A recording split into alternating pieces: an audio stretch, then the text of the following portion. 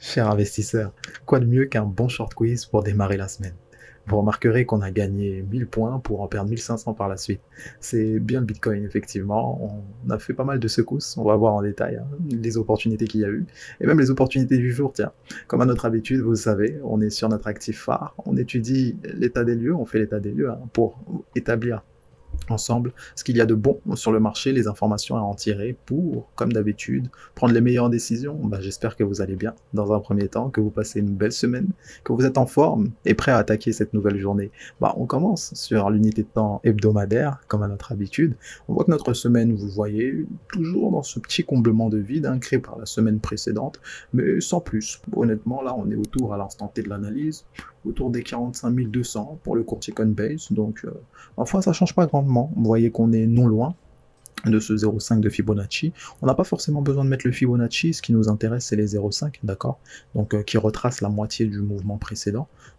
Très simplement, on se repère avec la Kijun, cette ligne marron qui compose Ishimoku, qui n'est autre que les 0,5 de Fibonacci. Donc, ce qu'il y a de plus intéressant se passe dans les unités de temps inférieures, à savoir l'unité de temps journalière. On va prendre le temps de zoomer le tout pour que ce soit un peu plus clair et retirer Ishimoku. Pour le coup, on va s'attarder sur le range qui nous tient depuis pas mal de temps. Vous constatez à quoi ressemble la journée précédente. On a donc une journée à grande amplitude, mais avec beaucoup de mèches, d'accord?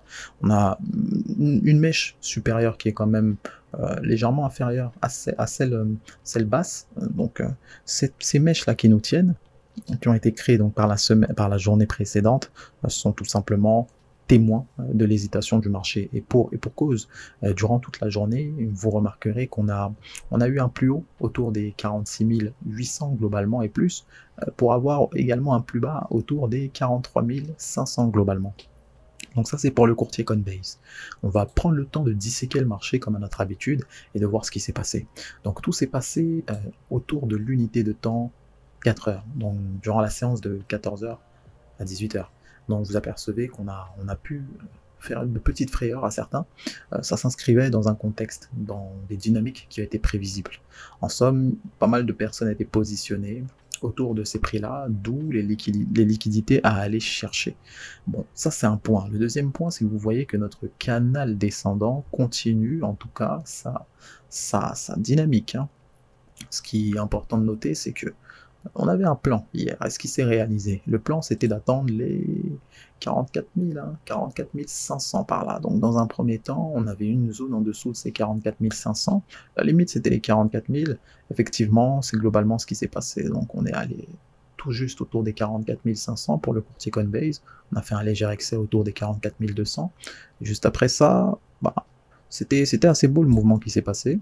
Bon, il y a eu pas mal d'interventions donc qui ont ramené le prix sur des hauts de marché et sans grand hasard sur le haut de notre zone de compression. Bon, suite à ça, avec Ishimoku, ça se voyait en somme qu'on était toujours en train de latéraliser. Donc le cours, c'est-à-dire le prix du Bitcoin, n'avait pas de réelle direction. Vous apercevrez également que juste après cela, après cet excès haussier, on a eu donc un magnifique short squeeze, c'est-à-dire la montée des prix et une vente tout aussi progressive. Une vente des prix qui a amené le prix bien plus bas, donc bien plus bas, autour des 43 200 comme on l'a spécifié. Donc vous voyez assez bien que ça a dû faire une frayeur, pour ainsi dire, rappeler à tous les intervenants ce qui s'est passé durant la semaine précédente. Bon, sans grande peur hein, pour les investisseurs les plus forts mentalement aussi, parce qu'en soi, des gains pouvaient être déjà assez pris autour des hauts de marché, pour ce qui est même du haut du range. Hein. Et après ça, vous le savez que la spéculation engendre également d'autres opérations et opportunités lorsqu'on a ces mouvements excessifs. Encore une fois, on a une fameuse phrase qui dit d'acheter les plus bas et de vendre au plus haut. C'est pas toujours facile, on vous l'accorde, c'est pas toujours facile, mais en soi, ce mouvement de panique-là n'était pas forcément à craindre. Vous constaterez qu'aujourd'hui, si et seulement si nous avons un petit retracement baissier, on devrait s'attarder dans un premier temps autour des 44 800 par là. Donc c'est pas si loin au fond, c'est pas si loin, c'est un petit mouvement à tenter. Bon, si on voit que ça casse les 44 800, on attend les 44 000, ok. 44 000, c'est d'ailleurs un niveau vers lequel on s'est situé ici. Donc on a eu comme vous l'apercevez, premier creux, deuxième creux. Si on a un troisième creux, on observe dans un premier temps le prix. Comment il se comporte autour de ces niveaux-là, donc les 44 000 par là. 44 000, 44 500. Si le prix se comporte n'importe comment, et ben tout simplement, vous passez votre tour. Ce n'est pas compliqué. Ça résulte de l'observation du prix, de la température du mouvement, température, la vitesse de celui-ci, quel est le tempérament des intervenants. Est-ce qu'ils sont prononcés à la baisse ou est-ce qu'ils sont pas trop dans la volonté de casser ce niveau, donc plus dans une optique de rebond. Et encore une fois, n'oubliez pas, le contexte supérieur, donc c'est-à-dire celui hebdomadaire, mensuel, il est totalement haussier. On n'est pas encore dans de la baisse, pas tant qu'on a cassé nos plus bas. On le rappelle, donc, contexte haussier, on ne cherche que des rebonds, c'est naturel. On cherche à suivre la tendance. Bon, là actuellement, vous apercevez que pour le Bitcoin, c'est clair. Pour l'Ethereum, d'autant plus. Eh ben oui, regardez un petit peu les mouvements qu'il y a eu.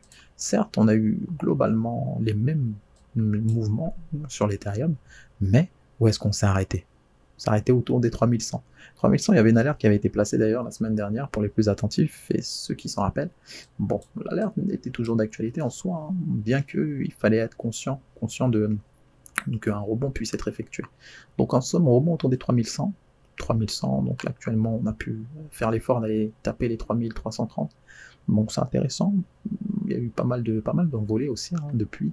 On a quasiment retracé la plupart du mouvement qui avait été effectué. Hein. Vous voyez, en unité de temps 1 heure, il suffit d'établir un petit peu les dynamiques de marché avec Fibonacci. On a retracé plus de la moitié du mouvement, hein, comparé au Bitcoin. Ouais. Là, en tout cas, pour ce qui est d'Ethereum, toujours bien plus expressif hein, à la hausse comme à la baisse. Et là, vous voyez que on se situe non loin des 78.6. Donc bon, si on devait chercher globalement des achats, en fait, la force acheteuse, elle est telle sur Ethereum que même trouver des achats, c'est pas évident. C'est pas évident du tout. Donc le tout, ça serait ce qui semble le plus évident là, c'est regardez-moi ça. Une de ces occasions, franchement, ouais, ça saute aux yeux. On a globalement un support ici qui est assez pertinent, c'est celui des 3250. Donc il a servi de creux, même de zone de travail par le passé. Et là, ce que vous apercevez, c'est que les 3250 correspondent, sans grand hasard, à la moitié du mouvement précédent, donc de la veille. Donc on parle des 0,5 de Fibonacci. Donc en somme, avec cela, vous vous êtes clairement informé qu'un rebond est à chercher. Un rebond est à chercher, toujours bien sûr après l'observation du comportement de marché autour de ces prix-là. Ça semble être le plan le plus clair hein, pour Ethereum. En somme, il y a bien sûr des targets autour des 3330. Pourquoi c'est naturellement où est-ce que le prix a méché, hein, non pas qu'une fois, mais c'est également une ancienne zone de travail assez importante. Vous voyez très bien sommet, deuxième, troisième. Voilà, ça m'a servi de support par le passé. Donc oui, c'est une zone importante, 3300. Ça semble pas dégueu, hein, pas dégueulasse du tout d'avoir une zone de petite 70 points qui est assez intéressante pour travailler. Même un peu plus. Donc avec cela, je pense que même en prenant du recul, unité de temps 4 heures, vous voyez, zone de consolidation, là on est sorti de cette zone de compression. Même en journalier, on assiste globalement à un début de journée haussière. Contexte aussi globalement hein, sur nos actifs, qui est intéressant de souligner. Donc, vous voyez que contexte pour ce qui est du Bitcoin comme Ethereum, petite reprise haussière après la petite frayeur d'hier. Vous avez toutes les infos, vous pouvez prendre soin de vous s'il vous plaît, passez une très belle journée, et quant à nous, on se retrouve à la prochaine. Bye bye.